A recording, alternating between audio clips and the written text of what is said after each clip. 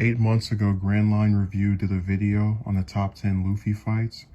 He had previously done a video on the top 10 Zoro fights, and this has inspired me to do a ranking of the top 10 fights of the main characters of Dragon Ball Z, starting with Goku, who probably does not need an introduction to the fact that he has a voluminous collection of battles to pick from. With each ranking, I'm going to explain why it earned its place, what I like about it, and what I don't like about it, as to illustrate the thought process behind placing certain fights ahead of others. Let's begin. Number 10, Goku vs. Jiren. I'm specifically referring to their fight in Dragon Ball Super episode 109, and I'm very surprised anything from Super made it here, but I'll explain this choice. I don't like Jiren as a character, but like the other arc antagonist, he represented a wall for Goku to overcome, and this is symbolized in this fight.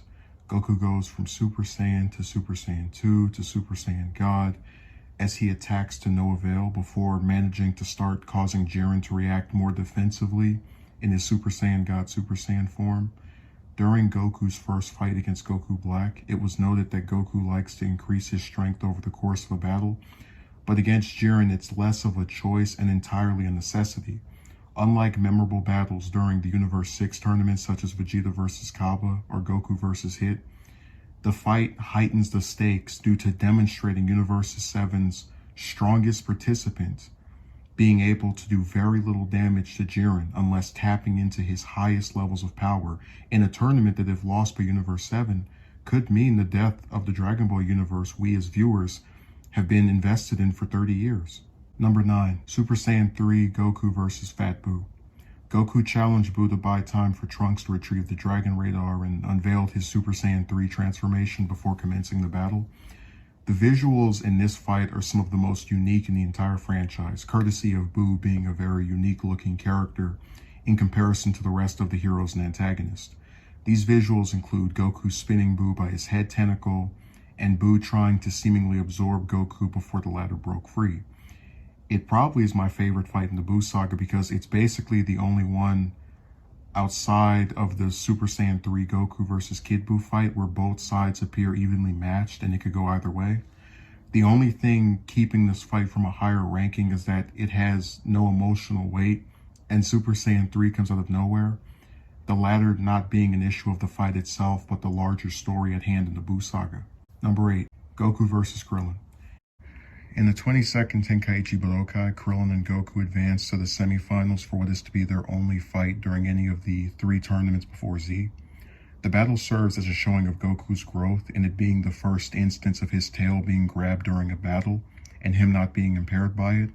The fight also highlights Krillin's ingenuity, between him using his bald head to blind Goku, inhaling air to keep his balance when landing on the ground, and firing a Kamehameha wave to distract Goku while using his tail. This fight reminds me of why Krillin is one of my 3 favorite characters in the entire franchise.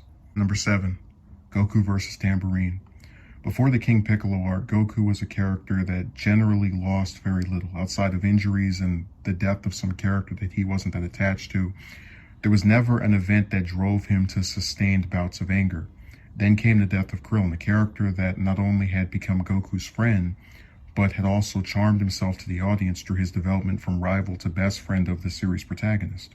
While Goku is fairly overwhelmed in their first encounter, as he's still recovering from his fight with Tien, the second fight between the pair is a different story.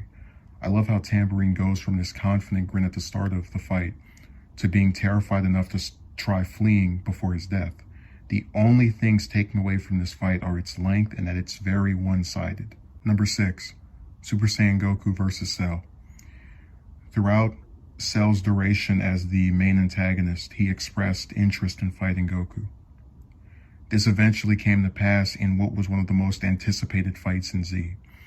It not only gets points for the choreography, but for being a callback to past battles via Cell's use of the multi-form technique and someone unsuccessfully firing a Kamehameha wave at Goku.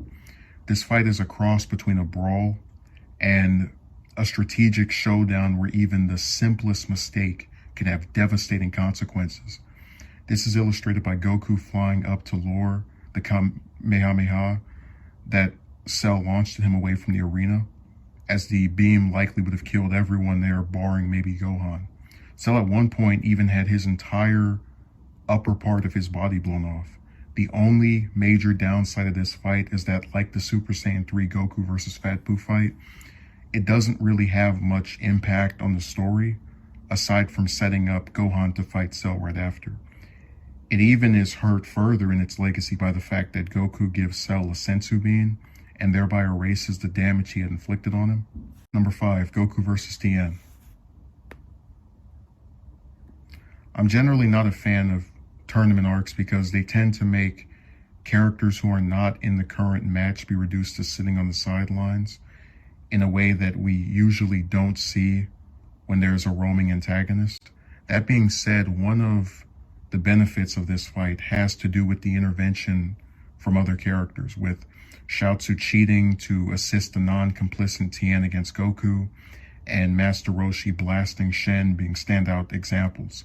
Another highlight of this is its usage of multiple techniques, such as the Four Witches technique, Solar Flare, and Tri-Beam. Goku finds unique ways to address Tien's various moves, including using Master Roshi's glasses to nullify the effects of the Solar Flare, and using his tail to attack Tien when the latter had his arms pinned. It also shines for fully developing Tien's character from an aspiring assassin to a reformed martial artist with acceptance of his moral standards. Number 4, the second Goku versus King Piccolo fight. This was one of the first fights that was hyped for an entire saga against a villain with no redeeming qualities. After Goku was defeated, mistaken for dead by King Piccolo, the former went on a power-enriching journey that culminated in him saving Tien's life by easily repelling and then killing Piccolo's son Drum. We're treated to a fight between Goku and King Piccolo that I would probably call the second best fight prior to Z. Goku is framed entirely as the underdog during this encounter, with Piccolo thinking he had killed him with a blast that sent Goku underground, and another that would have killed Goku had Tien not intervened. Speaking of Tien, the fight serves to show Goku's selflessness when he hesitates to attack King Piccolo after the latter uses Tien as a hostage before inflicting critical injuries to Goku. The last visual of the fight, Goku impaling King Piccolo after launching himself into the sky with the Kamehameha wave, is one of the most iconic images from the original series, and it's followed by Goku's affirming of his revenge for the deaths of his best friend Krillin and mentor Master Roshi. Number 3, Goku versus Frieza. This is one of two fights that probably could be considered the most iconic fight in an anime, and certainly is the longest one in the entire series. Goku versus Frieza is a culmination of several volumes and dozens of episodes worth of foreshadowing, hype, and character-driven story. Goku had explicitly been warned by King Kai against encountering Frieza, who at this point we as viewers had seen the terror of through his transformations during his fights with Vegeta, Gohan, Krillin, and Piccolo.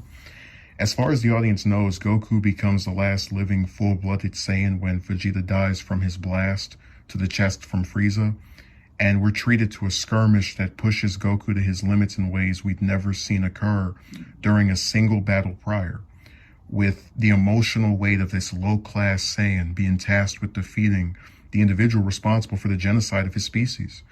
And then after a spirit bomb fails to defeat Frieza, he kills Krillin, a character that both Goku and the viewers had bonded with over the course of multiple arcs, and this triggers the Super Saiyan transformation that Vegeta foretold of, but did not live to see. This allows for a cathartic period of seeing Frieza overwhelmed after spending an entire arc watching him intimidate every character who encountered him previously. The only criticism I've seen applied toward this fight is that it's too long both in the manga and anime. And this was a view I held for a long time as well, but my defense would be that one does not have to view or read the entire thing at once, and that it would make sense for it to be the longest battle in the manga due to the varying developments that occur during it, between Goku's various techniques, the failed spirit bomb, Super Saiyan, Namek exploding, and Frieza's powered up form. Number 2, Goku versus Vegeta. There are a lot of people who consider this the best fight in the series. I personally don't, but can understand why. From the time we were introduced to Vegeta, he was depicted as the more threatening of the two Saiyans scheduled to arrive on Earth a year after Raditz's death. Goku had learned both the Spirit Bomb and Kaioken since his death in the fight against Raditz, and both would play a role in this battle. One of the main strengths of this fight is its theme of hard work beating entitlement. Vegeta, as the Prince of all Saiyans, derides Goku's strength and is forced to accept his power when the latter is able to harm him with the use of Kaioken, a technique that works very well as a power increase with the downside that adds more stakes in the story in spawning the question of whether Goku could defeat Vegeta before the Kaioken destroyed his body. There's also the long-term plot thread of Goku realizing during this fight that he in his Ozaru form murdered Grandpa Gohan after Vegeta assumes the transformation. Another positive quality of this fight is its conclusion. When Goku arrived and defeated Nappa, we as the audience are led to believe he's going to defeat Vegeta alone and then return home. He is the one who at this point had always saved the day. Instead, he is overwhelmed against Great Ape Vegeta, in part due to the latter's increased strength and the strain on his own body. And much of the subsequent action is left to Gohan, Krillin, and even Yajirobe. This is really the first conclusion to an arc to feature Goku being unable to defeat the main antagonist and requiring someone else to pull it off. It was surprising then and refreshing now. Number 1, Goku versus Piccolo. Ever since King Piccolo's death and his spitting out of an egg, we knew this fight was coming. We saw Goku train in solidarity for multiple years and were given brief glimpses of Piccolo Jr. Ahead of this fight, we were treated to victories on the part of both Goku and Piccolo Jr. that only solidified them as the two strongest individuals on Earth. On top of this, Kami finds himself trapped inside of Piccolo after the latter deflects the evil containment wave, raising the stakes higher, as now the Dragon Balls are at risk of being destroyed in the event Piccolo is killed. One of the lost forms of Dragon Ball fights has been a flanderization of combat. This means that most of the time characters punch each other hard enough until they win, usually after unlocking a transformation that makes them punch harder than the other person. Here, it's a matter of techniques, whether that be Piccolo stretching arms, his mouth energy wave, his giant form, or Goku's first time use of flight, or the meteor combination. This fight is packed to the brim with everything I love about storytelling. There's build-up before it begins, tension while it's going on, a rewarding conclusion. I think it's the best fight in the entire series, and it is one of the main reasons I scoff at the idea and unfortunate reality of there being Dragon Ball fans that have never seen the original series. I genuinely feel sorry for them because they do not know what they're missing. Rewatching this fight after being as disgruntled with both Goku and the direction he and most things were taken in during Dragon Ball Super is akin to arguing daily with your spouse and then replaying a highlight reel of all the times they made you realize what you saw in them in the first place. But that pretty much does it for the top 10 Goku fights. I hope you enjoyed it, and we'll be looking at Vegeta's top 10 fights after this.